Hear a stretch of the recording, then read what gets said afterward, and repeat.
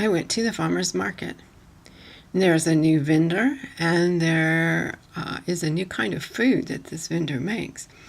And so I talked with her, and she's going to make an even newer version of something for me to take with me. It's actually like a fermented carrot thing, and that could be either really nasty or good for me.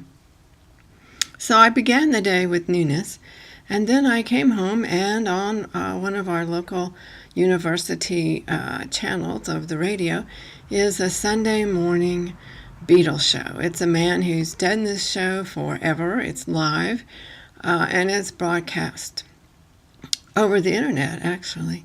And so then I came home and turned on that and had a moment of nostalgia listening to old Beatles songs. And so this got me to thinking about new and old and what is comfort and so forth.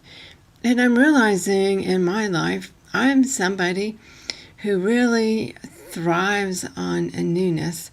I'm really curious, and after a while, that can get on people's nerves, because I do believe that people like the familiar, and they like what is known, and I'm always jumping off a cliff in exploring a new subject matter.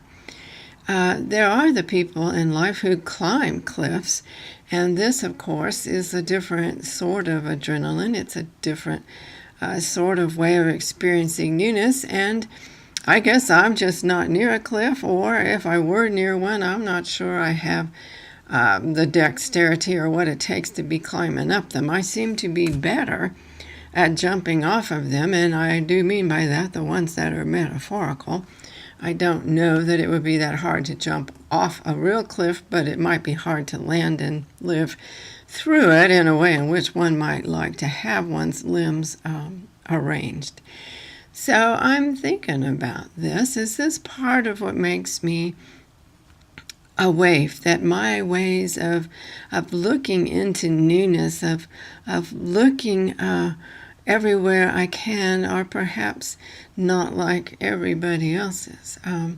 I don't have that familiar routine, and sometimes routine is based on other people's routines that then help us feel that we're in a familiar situation. Whereas to me, my life is always, oh my goodness, what is this about?